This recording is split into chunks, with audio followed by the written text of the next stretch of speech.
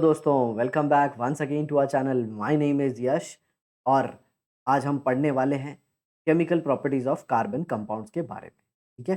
तो आज हम ये देख लेंगे कि जो क्या कार्बन कंपाउंड है, ये कैसे-कैसे टाइप के रिएक्शन दिखाते हैं। तो इसमें कुछ क्वेश्चन दिए हुए हैं, ज़रा इन्हें देख लेते हैं। तो सबसे पहला क्वेश्चन है यहाँ पे कि which is the component of biogas that makes it useful as a fuel. Okay, biogas एक गैस है जिसके अंदर का हमको केमिकल कंपोनेंट पूछा है। तो केमिकल कंपोनेंट होता है मीथेन। इसके अंदर मीथेन होता है जिसको आप जलाओगे ना तो आपको फ्यूल मिलेगा। समझ में आया? मतलब वो फ्यूल की तरह काम करेगा। बेसिकली मीथेन को जलाने से आपको फ्यूल नहीं मिलेगा, methane itself is a fuel.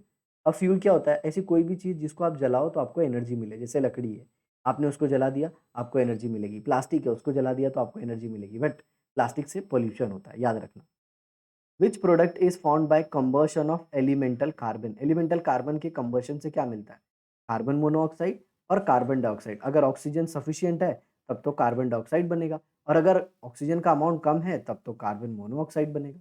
हाँ, समझ में? आगे देखिए, is the biogas combustion reaction endothermic और एक्सोथर्मिक। देखिए, जब बायोगैस का रिएक्शन होता है ऑक्सीजन के साथ, उसे ही हम लोग कंबशन रिएक्शन कहते हैं।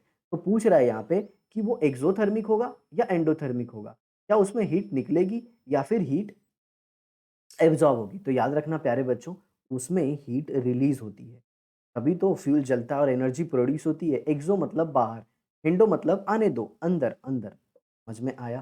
तो कोई भी कंबशन प्रोसेस होता है, majority of the time 99% case में वो एक्सोथर्मिक। तो देखते हैं क्या होता है कंबशन रिएक्शन। मैं आपको सिंपल बता दूं तो कंबशन रिएक्शन है ना, जलने का प्रोसेस होता है और उसके लिए ऑक्सीजन लगता है। देखिए यहाँ पे, let us first look at combustion is a chemical property of carbon compound. इसकी प्रॉपर्टी है कार्बन कंपाउंड की। We have seen in previous standard that carbon in the form of various allotrope on ignition in presence of oxygen undergoes combustion to emit heat and light. मतलब जब carbon compound जलते हैं ना, तो वो heat और light produce करते हैं। हीट मतलब गर्मी और लाइट मतलब उजाला। And form carbon dioxide. Carbon के कंबशन से क्या बनता है? Carbon dioxide. कार्बन का compound with oxygen, carbon dioxide. Hydrocarbon as well as most of the carbon compounds undergoes combustion in presence of oxygen to emit heat light in form of carbon dioxide. तो simple हमने क्या सीखा? Carbon का compound होगा, oxygen के साथ react करेगा, heat देगा, लाइट देगा और कार्बन डाइऑक्साइड देगा। तो व्हाट इज कंबशन रिएक्शन? ऐसा रिएक्शन जिसमें कार्बन के कंपाउंड का अल्केन, अल्कीन, अल्काइन या फिर कोई दूसरा कंपाउंड, वो ऑक्सीजन के साथ रिएक्ट होगा, हीट एनर्जी देगा, लाइट प्रोड्यूस करेगा और कार्बन डाइऑक्साइड एमिट करेगा। तो ये देखिए, कार्बन जला और इसने carbon dioxide heat plus light दे दी। ये मीथेन है, मीथेन जला, CO2 H2O heat plus light. और यहाँ पे देखिए इथेनॉल है, ये जल गया, इसने कार्बन डाइऑक्साइड और वाटर हीट प्लस लाइट। समझ में आया? तो कंबशन रिएक्शन सिंपल है। ओके, आपको देखना है यहाँ पे कितने कार्बन है, पहले वो लिख लीजिए। ये कितने? 2 कार्बन है, तो ये देखिए इधर 2। कितने ऑक्सीजन है? 3 2 जा, ये मतलब 6 है, तो यहाँ पे 3 लगा दीजिए। सिंपल, इसमें बैलेंस हो जाता है इजीली। समझ में आया? Propane is one of the combustible component of LPG. LPG आपके घर में वो लाल कलर का जो सिलेंडर आता है ना, उसके अंदर यही होता है। क्या? एलपीजी के अंदर प्रोपेन। समझ में आया? Write down the reaction of propane. तो ये देखिए, C3H8 प्लस O2। मैंने क्या बोला? कितने कार्बन है? 3 कार्बन है, तो 3 CO2। कितने हाइड्रोजन है? 4 H2। क्योंकि पता है ना, यहाँ पे H2 है, डबल हो जाएगा। Plus heat plus light. Okay, अब जरा देखिए, तो क्या ये रिएक्शन बैलेंस है? 3 2 जा 6 और ये 4 10 हो गया, तो ये 5 हो जाए। इस तरह से बैलेंस कर। आसान है ना? चलिए, कुछ एक्सपेरिमेंट दिए गए हैं, इन्हें तो हम बाद में के सेशन में देखेंगे। पहले हम देखते हैं व्हाट इज ऑक्सीडेशन रिएक्शन। तो याद रखिए प्यारे बच्चों, ऑक्सीडेशन रिएक्शन मतलब होता है सिंपली, ऑक्सीडेशन रिएक्शन मतलब सिंपली होता है एडिशन ऑफ ऑक्सीजन। क्या होता है? Addition of oxygen. आप सिंपली ऑक्सीजन को ऐड कर दीजिए, उसी को हम ऑक्सीडेशन कहते हैं। और कभी-कभी हायर स्टैंडर्ड पे आप जाओगे तो addition of halogen is also called as oxygen. लेकिन आपके इस लेवल पे आपको सिंपल याद रखना है, कार्बन कंपाउंड में अगर ऑक्सीजन का ऐड हो गया तो उसे हम कहेंगे ऑक्सीडेशन। ठीक है? देखिए, you have seen that carbon compound start burning by combining easily with oxygen in presence of air when ignited in air. जब एयर में हम जला देते हैं। In this process of combustion all the chemical bond in a molecule of carbon compound break, CO2 and H2। तो जो carbon का compound है वो टूट जाता है किसमें, कार्बन डाइऑक्साइड और वाटर में, are formed as the product, और प्रोडक्ट में कन्वर्ट हो गया ये CO2H2O क्या है, product. In other words the carbon compound is completely oxidise during combustion. देखिए कार्बन के साथ पूरा क्या आ गया, ऑक्सीजन, तो कार्बन का क्या हो गया, oxidation. Chemical compound can also be used as a source of oxygen. Substances that can give oxygen to other substance are called as oxidant और ऑक्सीडाइजिंग एजेंट।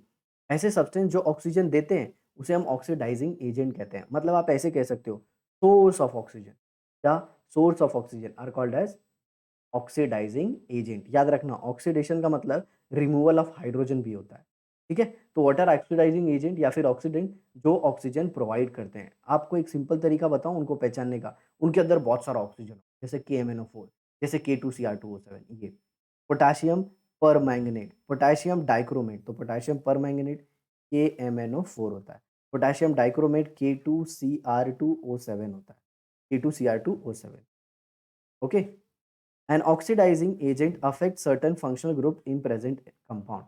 तो ऑक्सीडाइजिंग एजेंट क्या करते हैं, जो फंक्शनल ग्रुप है ना उससे रिएक्ट कर लेते हैं। जैसे यहाँ पे देखिए ये इथेनॉल है, इसमें आ गया ऑक्सीजन और इसको एसिड में कन्वर्ट कर दिया। देखो देखो यहाँ पे दो हाइड्रोजन को निकाल दो और ऑक्सीजन को ऐड कर दो, because addition of oxygen is called as oxidation, या फिर आप कह सकते हो रिमूवल। और दोनों हम साथ में करा रहे हैं, हम दो हाइड्रोजन को निकाले और एक ऑक्सीजन को ऐड कर दिए, तो अल्कोहल का ऑक्सीडेशन होने पे क्या मिल जाता है हमें, एसिड मिल जाता है, ठीक है। तो देखो यहाँ पे ये रिएक्शन दिया गया है। On adding pink coloured solution of potassium पर मैंगनेट टू इथेनॉल, जो KMnO4 होता है ना, ये पिंक कलर का होता है। और जब ये इथेनॉल से रिएक्ट कर लेगा ना, इसका पिंक कलर डिसअपीयर हो जाता है। देखो यहाँ पे the pink colour disappear in the beginning, okay. Pink colour क्यों डिसअपीयर हो जाता है, क्योंकि KMnO4 खुद भी तो चेंज हो जाएगा। अरे जब आप सामने वाले को बदल रहे हो तो खुद भी तो बदलना पड़ेगा ना। This is because potassium permanganate is used up in the oxidation reaction. जो पोटेशियम पर मैंगनेट है वो ऑक्सीडेशन रिएक्शन में यूज हो जाता है। At certain point of the addition oxidation of all the quantity of ethanol in the test tube is complete, okay. मतलब थोड़े देर के बाद आप देखोगे कि पूरा जो अल्कोहल था ना वो पूरा एसिड में कन्वर्ट हो गया, मतलब ऑक्सीडेशन रिएक्शन खत्म हो गई। If the addition of potassium permanganate is continued beyond this point it is not used up and becomes excess. मतलब आपने जितना KMnO4 का ज़रूरत था अल्कोहल को एसिड में कन्वर्ट करने के लिए, अगर उससे ज़्यादा KMnO4 डाल रहे हैं तो फिर वो पिंक कलर डिसअपीयर नहीं होगा, क्योंकि बचे हुए KMnO4 का पिंक कलर पूरे सॉल्यूशन में दिखेगा। बट एक चीज़ याद रखना, जितना KMnO4 चाहिए था अल्कोहल को कार्बोक्सिलिक अल्कोहल को एसिड में कन्वर्ट करने के लिए उतना ही डाला है आपने, तब तो उसका कलर चेंज हो जाएगा, समझ में आया, कलरलेस मिलेगा। लेकिन अगर ज़्यादा ले लिया तो पिंक कलर दिखेगा आपको। The pink colour of this excess potassium permanganate does not vanish but stays at at, मतलब वो पिंक कलर ऐसे ही रहता है। अरे सिंपल सी बात है ना, जितना खाना खाना था तुमको, उतना खाना अगर खा ली, तो फिर खाना दिखेगा क्या थाली में? नहीं। लेकिन हाँ, जितना खाना तुम खा सकते थे उससे ज़्यादा बच गया तो थाली में दिखेगा। आया समझ में? अब देखिए ये सब एडिशन रिएक्शन दिखाई है। तो एडिशन रिएक्शन एक्चुअल में होता क्या है मैं आपको, ये कार्बन-कार्बन डबल बॉन्ड होता है। इसको टूट के इसके ऊपर कोई 2 ग्रुप लग जाते हैं। ये देखो, ये 2 ग्रुप या तो OH हो सकते हैं या फिर ये 2 ग्रुप हाइड्रोजन हो सकते हैं। इसी को कहते हैं हम एडिशन रिएक्शन, कुछ ऐड कर देना। आया समझ में? अब देखिए यहाँ पे मॉलिक्यूलर फॉर्मूला दिया है कार्बोक्सिलिक एसिड का, तो आपको कार्बोक्सिलिक एसिड का जनरल फॉर्मूला पता होना चाहिए। क्या? CnH2n plus 1 COOH। तो ये सैचुरेटेड कार्बोक्सिलिक एसिड हुआ। क्या हुआ? सैचुरेटेड कार्बोक्सिलिक एसिड, मतलब जितना कार्बन है उसका डबल में, उसके कार्बन के डबल में आपको एक जोड़ने के बाद हाइड्रोजन का नंबर मिल जाएगा। अगर उससे कम हुआ तो अनसैचुरेटेड। ध्यान से सुनना, मैं वापस बोल रहा हूँ। मान लीजिए आपका हाइड्रो कार्बन 2 है, तो हाइड्रोजन कितना होना चाहिए? 5 होना चाहिए इस फ़ॉर्मूले के हिसाब से, और COH। लेकिन अगर आपको हाइड्रोजन सिर्फ़ 3 ही मिला, तो अनसैचुरेशन 1 है, याद रखना। अगर हाइड्रोजन अगर हाइड्रोजन 1 ही मिला, मतलब अनसैचुरेशन 2 है। मतलब 2 हाइड्रोजन कम तो 1 कार्बन-कार्बन डबल बॉन्ड। लेकिन अगर 4 हाइड्रोजन कम तो कार्बन-कार्बन डबल बॉन्ड। तो देखिए यहाँ पे कार्बन का डबल और उसमें 1 जोड़ दिया, 17 2 ज़ा 34 प्लस 1, मतलब इसमें कार्बन-कार्बन डबल बॉन्ड 0 है। क्या ये डीकलराइज़ करेगा आयोडीन को? बिल्कुल नहीं करेगा, नो करेगा। याद रखना, डीकलराइज़ वही करते हैं जो डबल बॉन्ड रखते हैं। अब ज़रा देखिए आयोडीन कैसे डीकलराइज़ हो जाता है। ये कार्बन-कार्बन डबल बॉन्ड लिया आपने, आयोडीन लिया, आयोडीन का कलर क्या होता है? वॉयलेट, तो आयोडीन का बॉन्ड टूट के इन पे लग जाता है। आया समझ में? लेकिन अगर डबल बॉन्ड होगा ही नहीं, तो आयोडीन जुड़ेगा ही नहीं, तो ये टेस्ट नहीं देता, ये डिकलराइज़ नहीं करता। किसको? आयोडीन को। सर आयोडीन क्यों डिकलराइज़ हो जाता है? आयोडीन I2 के फॉर्म में वॉयलेट कलर का होता है। बट जब डबल बॉन्ड कार्बन से उसको जोड़ते हो ना, तो आयोडीन के बीच का बॉन्ड टूट जाता है और अलग-अलग कार्बन को वो अटैच हो जाता है। यहाँ पे देखिए 17 टूज़ा कितना होता है? 34, 34 और एक 35, बट ये कितना है? 33। मतलब इसमें एक कार्बन-कार्बन डबल बॉन्ड है। कितना? 1, और ये टेस्ट देगा। इधर देखिए 15 का डबल कितना? 30, 30 में 1 जोड़ा 31, मतलब इसमें कोई भी कार्बन-कार्बन डबल बॉन्ड नहीं है, ये भी अनसैचुरेशन टेस्ट नहीं देगा। ये लिनोलिक एसिड, इसमें देखिए 17 का डबल क्या होता है? 34 प्लस 1 35 होना चाहिए, लेकिन यहाँ पे 31 है, मतलब 4 हाइड्रोजन कम है, मतलब 2 कार्बन-कार्बन डबल बॉन्ड है। याद रखना। और ज़रूरी नहीं है कार्बन-कार्बन ट्रिपल बॉन्ड भी हो सकता है, वो भी ये टेस्ट देते हैं, लेकिन जहाँ तक आप देख रहे हो आपके सिलेबस में कार्बन-कार्बन डबल बॉन्ड। समझ में आया? चलिए आगे देखते हैं।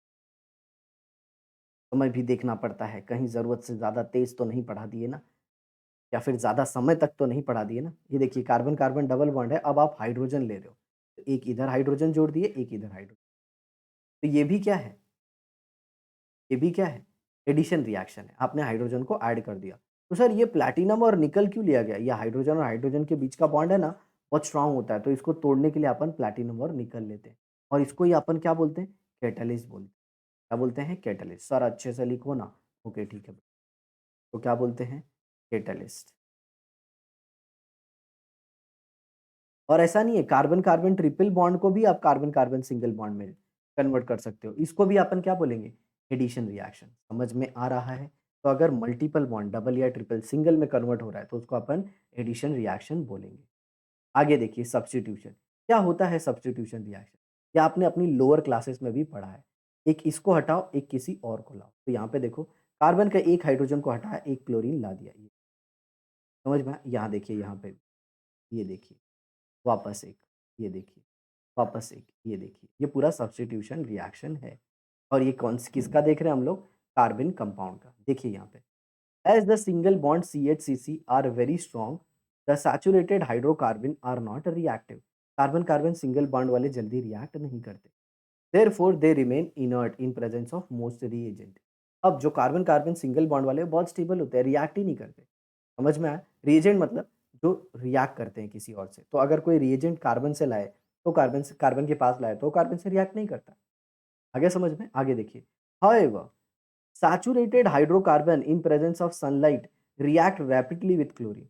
मतलब अगर carbon-carbon single bond saturated alkane है और अगर आपने क्लोरीन लाया उसके नज़दीक सनलाइट के प्रेजेंस में, तो रिएक्ट कर लेता है। सर ये कैसे हो पाया? सनलाइट क्लोरीन के बॉन्ड को तोड़ती है और आपको तो पता है क्लोरीन हैलोजन है। क्लोरीन क्या है? हैलोजन। हैलोजन बोले तो बहुत रिएक्टिव बुडू, तो वो रिएक्ट कर लेता है।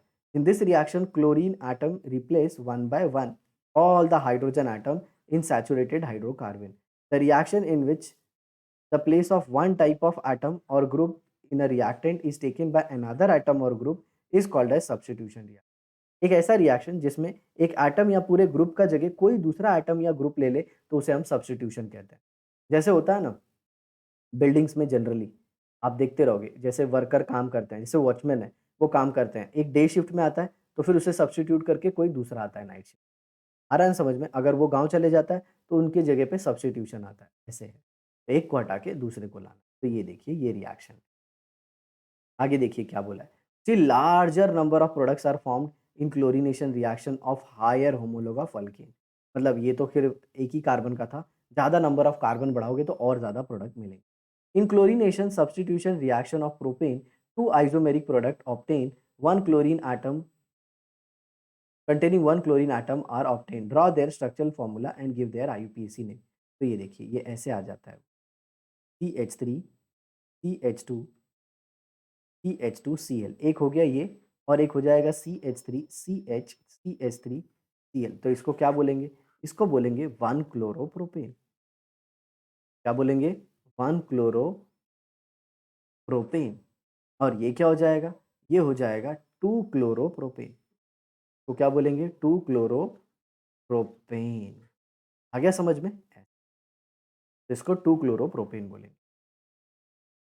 You have learned about the four type of common reaction in previous chapter, in which of these four type of addition substitution reaction of carbon compound can be included. What are the additional detail and differences in the additional and substitution reaction? तो इन्होंने पूछा है कि difference क्या है addition और substitution reaction में। तो देखिए एडिशन में क्या होता है, कंपाउंड कंपाउंड का जो मॉलिक्यूलर वेट है ना वो ज़्यादा बढ़ता है। मतलब सिंपल बताऊं तो एडिशन में डबल बॉन्ड सिंगल बॉन्ड में कन्वर्ट हो जाता है।